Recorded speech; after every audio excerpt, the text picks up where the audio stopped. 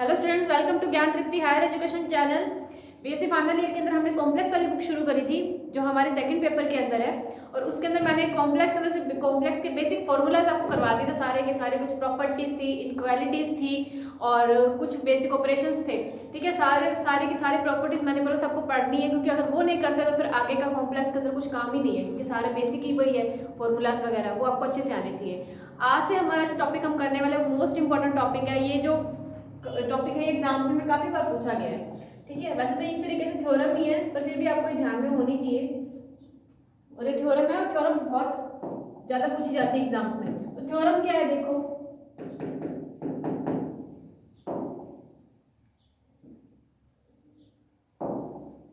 ठीक है, थ्योरम को बोल रहे हैं यहाँ पर हमें कि एक त्रिविम प्रक्षेप के अंतर्गत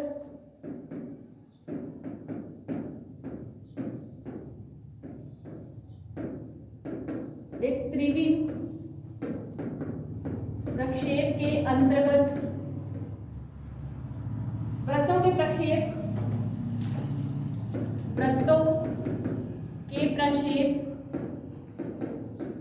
वृत्त या सरल रेखाएं प्राप्त होती हैं। वृत्त या सरल रेखाएं प्राप्त होती हैं, ये हमें प्रूफ करना है।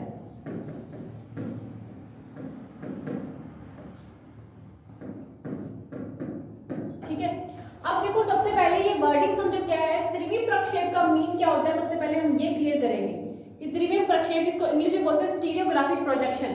ठीक है, इसको क्या बोलते हैं, स्टीरियोग्राफिक प्रोजेक्शन बोलते हैं। तो वो बोले त्रिविम प्रक्षेप के अंतर्गत वृत्तों का जो प्रोजेक्शन है, ठीक है, वृत्तों का जो प्रक्षेप है वो या तो वृत्त मिलता है या सरल रेखा मिलती है। ठीक है, अब हमें प्रक्षेप निकालना है वृत्त का, कि वृत्त का प्रक्षेप जब निकालते हैं, प्रोजेक्शन निकालते हैं, वो या तो एक वृत्त मिलता है या सरल रेखा, उसके अलावा कोई तीसरी आकृति हमें नहीं मिलती।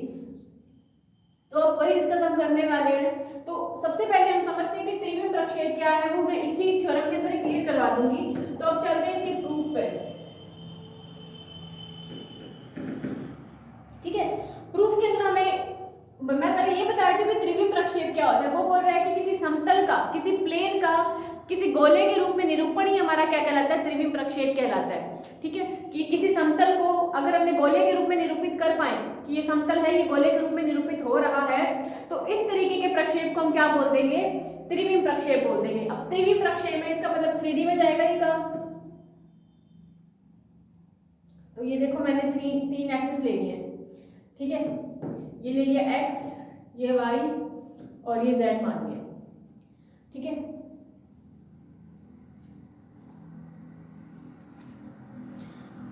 अब देखो मैं क्या बोल रही हूँ, त्रिविम प्रक्षेप की किसी समतल को गोले में निरूपित करना है। तो मैंने यहाँ पे कोई एक समतल मान लिया, ये देखो,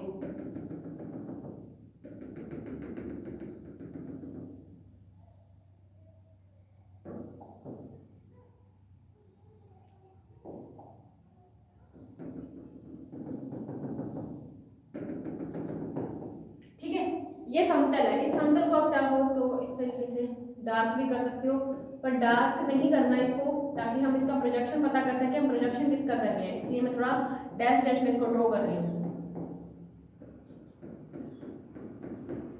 ठीक है, ये क्या है, समतल है। इस समतल को मैंने नाम दे दिया, क्या है, कोई पाई प्लेन है।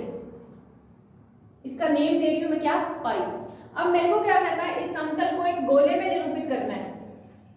ठीक है, इस समतल को क्या करना है, गोले के रूप में निरूपित करना है। तो इसको निरूपित करने के लिए मैं क्या करती हूँ, जैसे आपने सुना होगा, जैसे देखा होगा कि जैसे चादर होती है उसके 4 कोने होते हैं। ठीक है, उस चादर के अंदर काफी सारा अगर गेहूं रखा जाए, कुछ भी रखा जाए, कोई भी ऐसी हैवी चीज रखी जाए, ठीक है, और उन चारों कोनों को पकड़ करके, ठीक है, चारों कोनों को आपस में पकड़ करके इस एक फिक्स पॉइंट से लटका दिया जाए, तो नीचे जो उस हैवी चीज के कारण नीचे आकृति किस चीज की बन जाएगी, गोले के रूप में बन जाएगी। तो थोड़ा इस तरीके से इसको इमेजिन करने की कोशिश करो, क्योंकि चादर पड़ी हुई है, चादर के अंदर काफी सारे मतलब कुछ भी कोई भी चीज ऐसी रखो कि जो हैवी हो, ठीक है। तो और वो जैसे गेहूं रख दिया, वो गेहूं रख दिया तो चारों कोनों रखने के बाद उन चारों कोनों को पकड़ लो आपस में, यानी उन चारों कोनों को पकड़ के एक पॉइंट पे मिला दो, ठीक है। तो उन चारों कोनों को पकड़ के एक पॉइंट पे अगर हमने इसको पकड़ के रख दिया इस तरीके से, तो नीचे जो आकृति बनेगी वो नीचे आकृति गोले के रूप में बनेगी। तो इसका मतलब जो पहले चद्दर थी जो कि समतल थी, ठीक है, चार कोने थे उसके, इसी तरीके से इनको मैंने पकड़ के एक फिक्स पॉइंट पे बांध दिया, तो इसका मतलब नीचे जो आकृति बनी वो किसकी बनी, गोले की। इसका मतलब हम एक समतल को गोले में निरूपित कर पा रहे हैं। तो वो बोले कि एक समतल को गोले में निरूपित करना ही क्या कहलाता है, त्रिविम प्रक्षेप। यहाँ मैं लिख देती हूँ, किसी समतल का गोले के रूप में निरूपण ही त्रिविम प्रक्षेप कहलाता है। निरूपण ही त्रिविम प्रक्षेप कहलाता है, ठीक है। और इस तरीके से समतल से जो गोला बनता है उसको रीमान गोला बोलते हैं, ये बहुत इंपॉर्टेंट है, ठीक है। यहाँ पे लिख दूंगी मैं, तथा बनने वाला गोला रीमान गोला कहलाता है। ये ध्यान रखना है, इसका नाम क्या होता है, रीमान गोला। जो भी समतल से गोला बनता है ना त्रिविम प्रक्षेप से, ठीक है, तो वो गोला ही हमारा क्या होता है, रीमान गोला होता है। अब मैं क्या करती हूँ, इसको गोले में निरूपित कर देती हूँ। तो मैंने मान लिया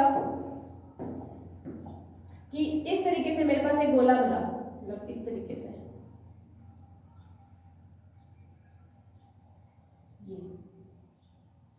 ठीक है, ये मेरे पास गोला मिल गया।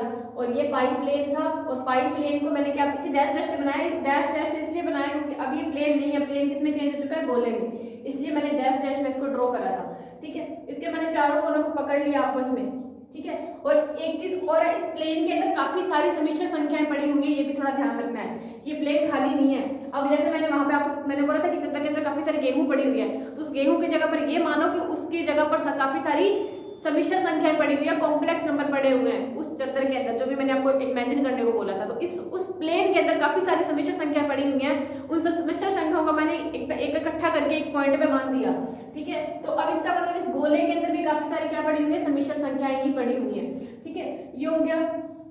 अब मैं यहाँ पे क्या मानती हूँ कि ये मैं मान लेती हूँ कि गोले का क्या है, उत्तरी ध्रुव है, गोले का क्या है, ये उत्तरी ध्रुव है। तो ये मान लिया क्या है, एम, उत्तरी ध्रुव है। अगर मैं इस और यहाँ से एम से ये रेखा देखो ओ तक जा रही है, इसको अगर मैंने नीचे और बढ़ा दिया इस तरीके से, तो ये गोले का व्यास बन गया। और इस पॉइंट को मैं नाम देती हूँ एस, जो कि गोले का क्या है, दक्षिणी ध्रुव है, ठीक है। ये तो इसका उत्तरी ध्रुव है, ठीक है, ये लिख देती हूँ यहाँ पर। और यहाँ पर ही नीचे इसका क्या है, दक्षिणी ध्रुव है। और वैसे देखा जाए तो एन एस क्या है, गोले का व्यास है।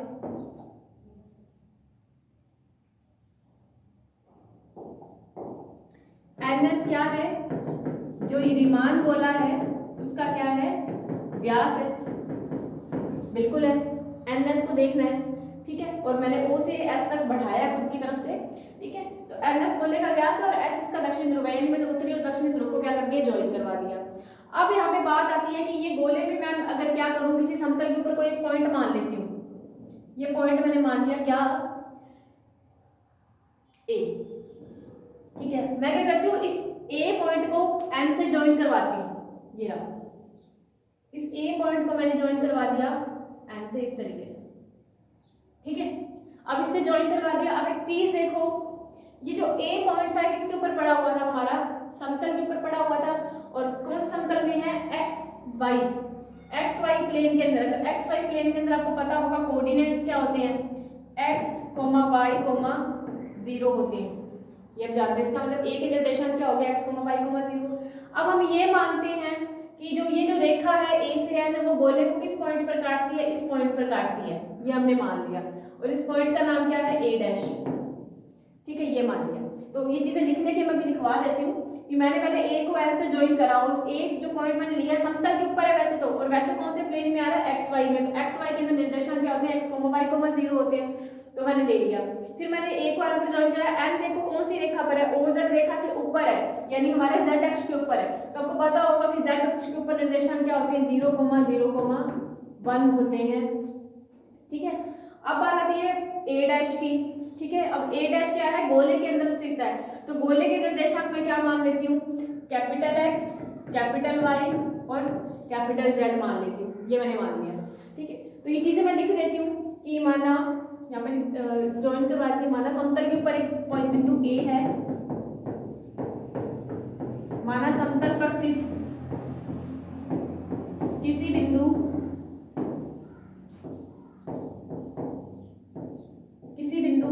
ए को उत्तरी ध्रुव एन से मिलाने पर रेखा, ये जो रेखा ए एन है, रेखा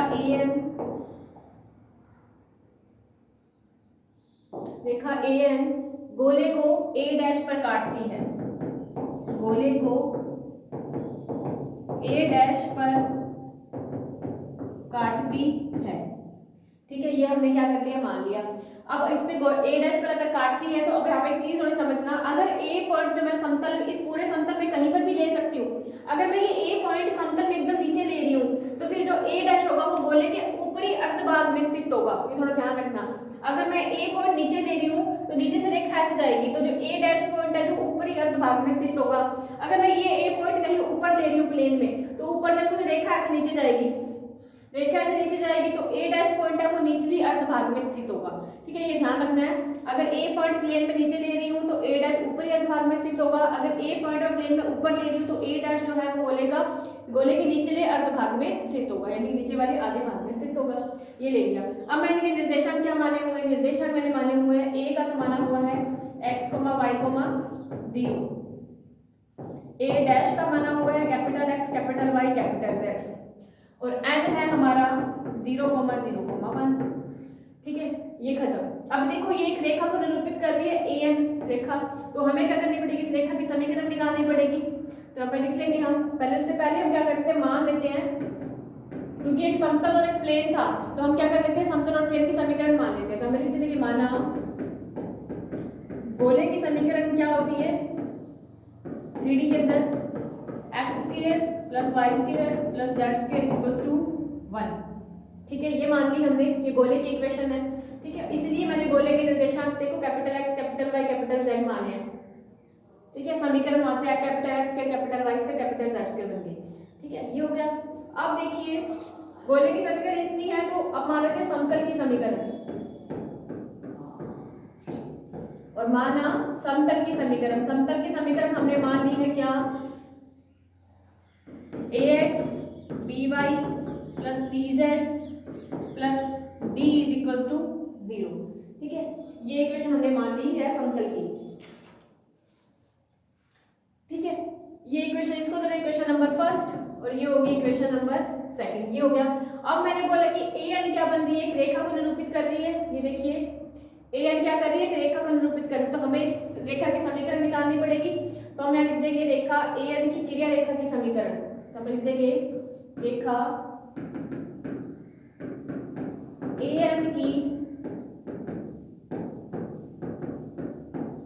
क्रिया रेखा की समीकरण। आपको क्रिया रेखा की समीकरण का फॉर्मूला ध्यान होगा, x - x1 अपॉन में x2 - x1 इक्वल्स में y - y1 अपॉन में y2 - y1, ठीक है।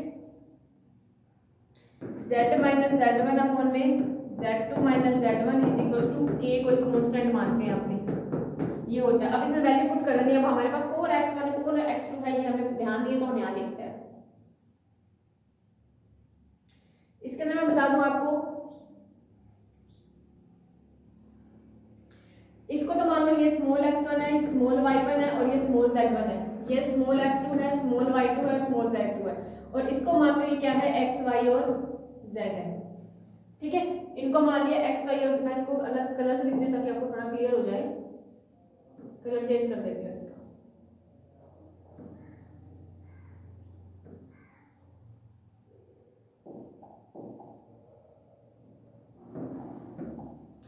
इसको तो मान लिया ये x1 है, ये y1 है और ये z1 है, ये x2 है, ये y2 है और ये z2 है, और ये स्मॉल x, स्मॉल y और स्मॉल z है, ठीक है।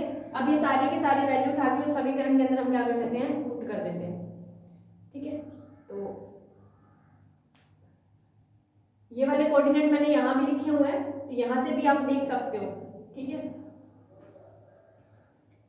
इनको मैंने x1 y1 z1 माना, इनको मैंने x2 y2 z2 माना और इसको x y z माना। ठीक है, तो अब देखिए स्मॉल x की जगह पर तो आएगा कैपिटल X। अब डायग्राम साथ में बना रहे हो तो देखते रहना, वहां पर capital X minus small x1 देखिए हमारा कितना है। स्मॉल x1 हमने किसको माना हुआ है, जो 001 है उसको माना हुआ है, मतलब इसको माना हुआ है, ये जो हमारा है small x1 small y1 z1, और ये स्मॉल x2 स्मॉल y2 और स्मॉल z2 इसको माना हुआ है। तो x1 हमारा कितना है 0, तो x1 की जगह 0 अपॉन में x2 माइनस x1, x2 है हमारा स्मॉल x और x1 है 0 बराबर स्मॉल y की जगह पर capital Y minus small y1 है 0 अपॉन में स्मॉल y2 कितना है स्मॉल y। ठीक है, और y1 कितना है 0, इसको उसमें z कितना है कैपिटल Z है माइनस z1 की वैल्यू 1 है अपॉन में z2 माइनस z1, z2 आपका 0 और z1 है माइनस का 1 हो गया। ठीक है, और इक्वल में k हमने मान रखा था। ठीक है, वो क्या था, क्लियर होगा, कोई प्रॉब्लम नहीं होगी। ठीक है, अब देखो यहाँ से आगे इसको और सॉल्व कर लेते हैं जब, तो ये मिलेगा हमें कैपिटल X अपॉन में small x, capital Y upon में स्मॉल y, कैपिटल देखो z माइनस 1 अपॉन में माइनस 1 है, तो माइनस अगर मैं कॉमन ले लूँ तो ये मिल जाएगा मेरे को 1 माइनस z अपॉन में 1 इज इक्वल्स टू k। अब तीनों का अलग अलग मान निकालूं मैं कैपिटल X का, तो k से मल्टीप्लाई करके कैपिटल X का मान निकलेगा स्मॉल x के। ठीक है, कैपिटल Y का मान निकलेगा स्मॉल y के। ठीक है, और यहाँ से z का मान निकालना चाहूँ तो z का मान कितना निकल जाएगा 1 माइनस k। ठीक है, ये वैल्यू आ गई कैपिटल X कैपिटल Y और कैपिटल Z की। अब मुझे k की वैल्यू निकालनी है, तो k की वैल्यू के लिए मैं ये capital X capital Y capital Z की वैल्यू मैं किसमें पुट कर देती हूँ, गोले की समीकरण में, गोले की समीकरण नंबर 1, तो लिखते हैं समीकरण नंबर 1 से।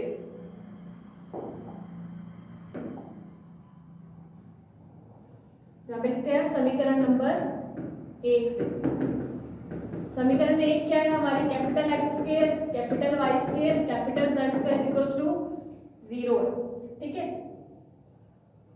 कैपिटल X की वैल्यू कितनी है स्मॉल x k की whole square plus small y k की whole square plus 1 minus k की whole square is equals to 0 है। ठीक है, अब इसको ओपन करते हैं तो x square k square y square k square plus 1 plus k square minus 2k is equals to 0। ठीक है, ये है, सॉरी इक्वल के अंदर 1 है शायद, मैंने गलत लिख दी इक्वेशन। हाँ, इक्वल के अंदर क्या है 1 है, तो इक्वल में जाएगा 1।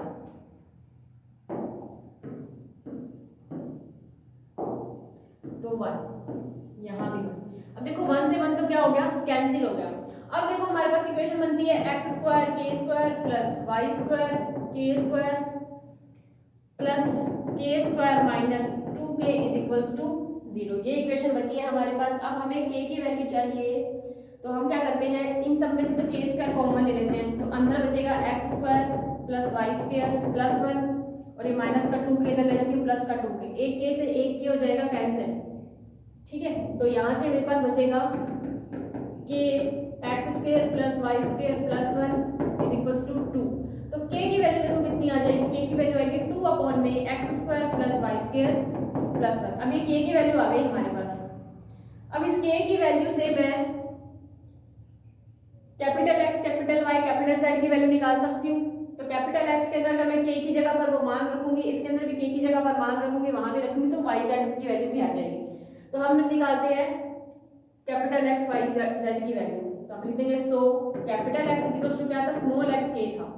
ठीक है, तो यहाँ से स्मॉल x और k की वैल्यू 2 थी, तो ये आ जाएगा 2x अपॉन में x square plus y square plus 1।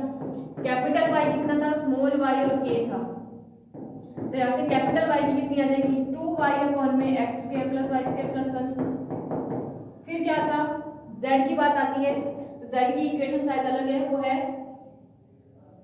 z is equals to 1 minus k है, तो हम निकालते हैं z की वैल्यू। ठीक है, तो z इज इक्वल्स टू क्या थी 1 माइनस k है, तो यहाँ से z is equal to 1 minus k की वैल्यू 2 अपॉन में X square plus Y square plus 1। ये नीचे एलसीएम ले लें तो इधर बनेगा X square plus Y square plus 1 minus 2 upon में X square plus Y square plus 1। तो इक्वेशन मिलेगी z की X square plus Y square minus 1 upon में X square plus Y square plus 1। तो देखो कैपिटल एक्स, कैपिटल वाई और capital Z की value निकल चुकी है हमारे पास।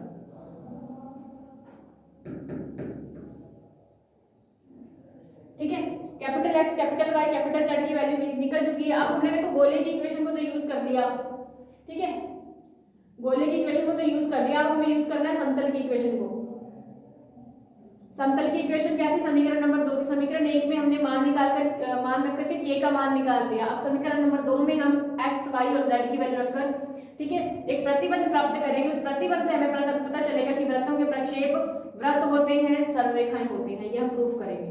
तो ये जो मान निकले हुए हैं हमारे पास, इन मानों को हम रख देते हैं समीकरण नंबर 2 में। तो आप लिख देंगे समीकरण नंबर 2 से। समीकरण 2 हमारी समतल की इक्वेशन थी ax plus B Y plus C Z plus D is equal to 0। ठीक है, और यहाँ से ये हो जाएगा 2x अपॉन में Y square plus 1 plus B Y की वैल्यू 2y अपॉन में X square plus Y square plus 1 plus C X square plus Y square minus 1 upon में X square plus Y square plus 1 plus D is equal to 0। नीचे हम इसको LCM ले रहे हैं X square plus Y square plus 1 को। यहाँ से ऊपर बन जाएगा 2ax, इधर 2by, ठीक है, और इधर हमारे पास क्या बनेगा c X square plus Y square minus 1 plus d X square plus Y square plus 1 is equal to 0। ठीक है, ये मिल गई इक्वेशन। अब इसको और सॉल्व करते हैं हम थोड़ा।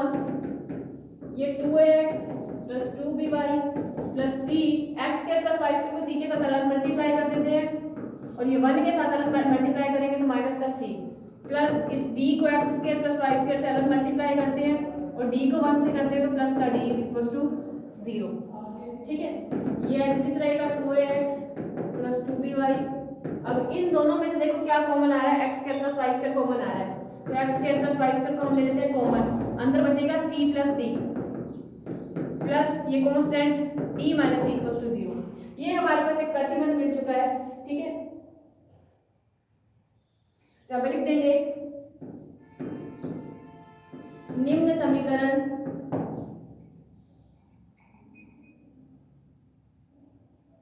वृत्त के बिंदुओं के प्रक्षेप बिंदुओं द्वारा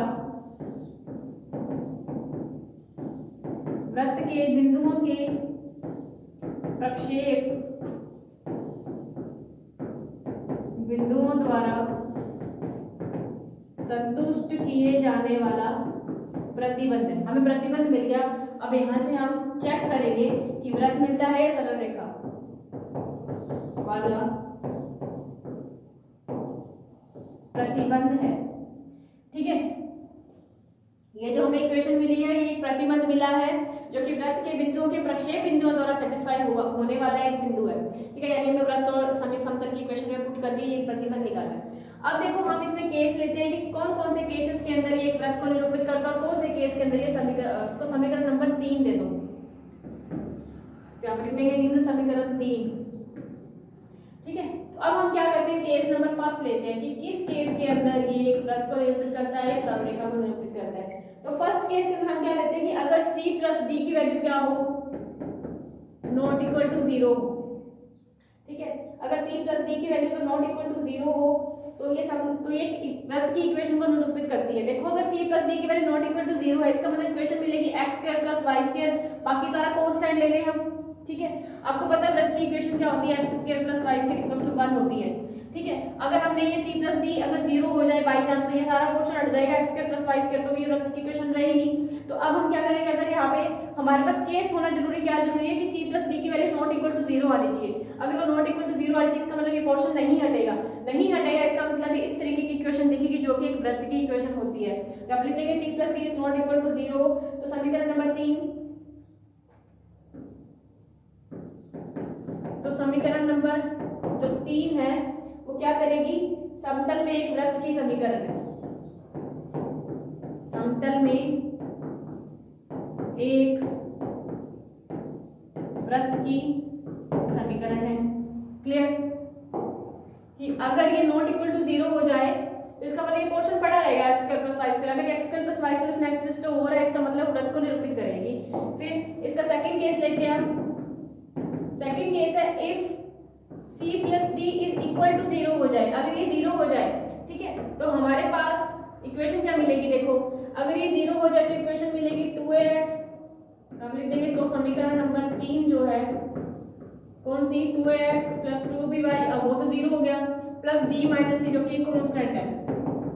ठीक है, तो ये किसको सरल रेखा को निरूपित कर रही है? आपने पढ़ा होगा ax plus by plus c is equal to 0। ये एक सरल रेखा होती है, लीनियर इक्वेशन होती है। तो ये ax plus by plus c constant d minus c है, तो ये सरल रेखा को निरूपित कर रही है। तो हम यहाँ पे लिख देंगे कि तो समीकरण नंबर 3 एक सरल रेखा को निरूपित करती है।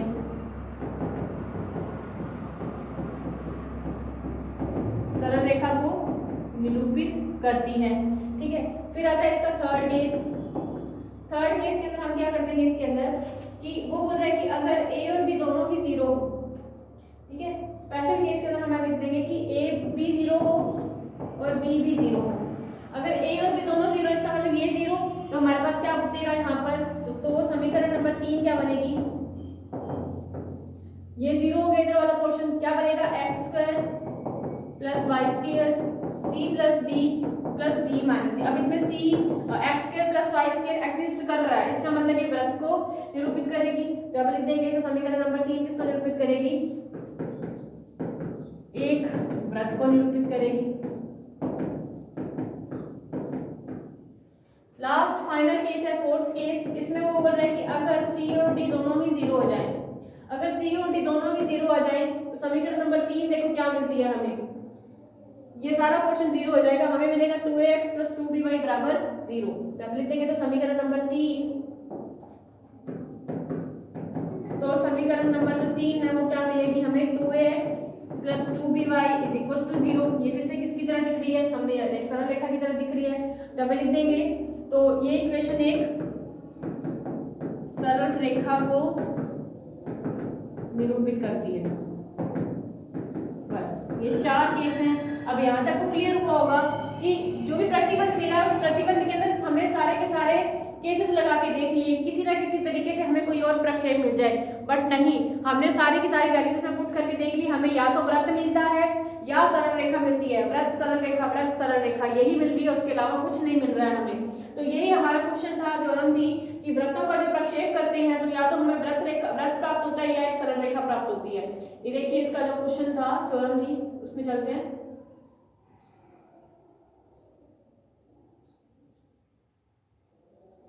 तो ये रहा, इसमें बोला गया था कि जो एक त्रिविम प्रक्षेप के अंतर्गत वृत्तों के प्रक्षेप जो है वो या तो वृत्त मिलता है या सरल रेखा। वृत्त या सरल रेखा दोनों में से कुछ भी मिल सकता है। तो हमने लास्ट में जो प्रूफ करा है वो या तो वृत्त मिला है या सरल रेखा ही मिली है। ठीक है, तो उसके अलावा कुछ नहीं मिला, तो यही हमें प्रूफ करना था। त्रिविम प्रक्षेप डाल करके आपको प्रूफ करना होता है कि वो वृत्त मिलता है सरल रेखा।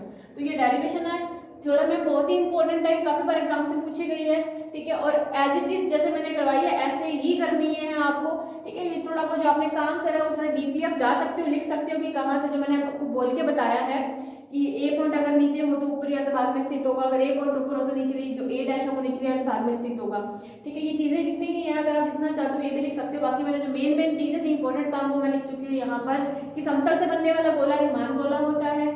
ठीक है, गोले का व्यास आप बनाना चाहो एनएस लिख सकते हो, उसको उत्तरी ध्रुव बोलते हैं गोले का, इसको दक्षिणी ध्रुव बोलते हैं। ठीक है, और इस पाई प्लेन के अंदर काफी सारी समिश्र संख्याएं, कॉम्प्लेक्स नंबर पड़े हुए होते हैं। तो इसको अगर मैंने त्रिविम प्रक्षेप के गोले में निरूपित करते तो गोले के अंदर भी काफी सारे कॉम्प्लेक्स नंबर पड़े हुए होंगे। समीकरण ने मान लिए, निर्देशक आपको मैंने मानने सिखा दिए किस तरीके से आपको निर्देशक मानने हैं। ठीक है, अब मैंने ए एन रेखा बनाई है तो ऑब्वियस सी बात है, रेखा बनाई तो रेखा की समीकरण भी तो होगी, तो हमें रेखा की समीकरण भी निकालनी पड़ी। ये रेखा के समीकरण का फॉर्मूला ये होता है, इसमें वैल्यूज पुट कर दी हमने। ठीक है, वैल्यू पुट करके ये सारी की सारी वैल्यू हमने निकाल ली। आपको इसी तरह से समतल और गोला का काम कर रहे हो तो दोनों की इक्वेशन भी माननी पड़ेगी। समतल की इक्वेशन और गोले की इक्वेशन दोनों ही मैंने आपको मानने को बोली थी। ठीक है, तो वहां से सारी की सारी वैल्यू पुट करो, सॉल्व करते रहो। इसका सोल्यूशन बहुत ईजी है, कुछ भी नहीं है इसके अंदर।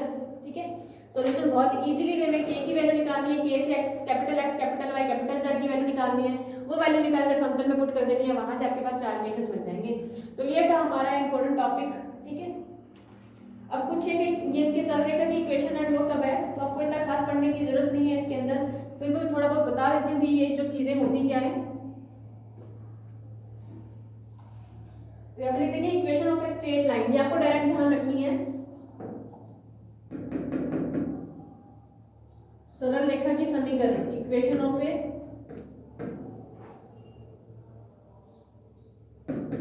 स्ट्रेट लाइन, तो ये आपको क्या करनी है, डायरेक्ट ध्यान रखनी है ऐसी की ऐसी, ठीक है।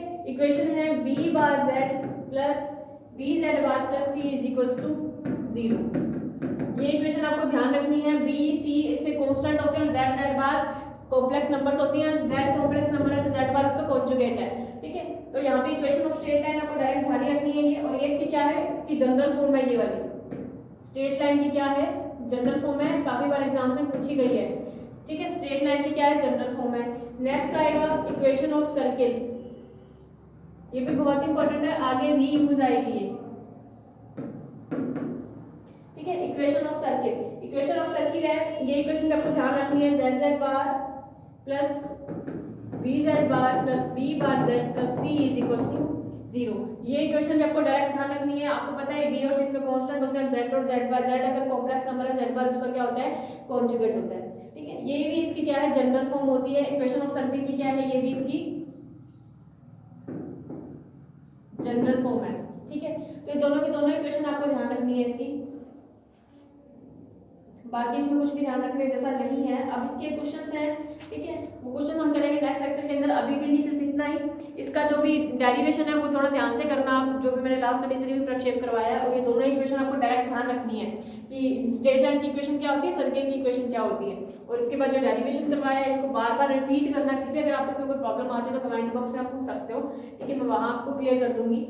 तो ये चीज़ें, ये डेरिवेशन तो मोस्ट इंपॉर्टेंटली आपको ध्यान से करना, तभी मैंने इतना डीपली करवाया आपको, एग्जाम्स में काफ़ी बार ये पूछा जाता है, ठीक है। और वो दो इक्वेशन ध्यान रखनी है। अभी रह गए इस चैप्टर के क्वेश्चन हम करेंगे नेक्स्ट लेक्चर के अंदर। Thanks for watching.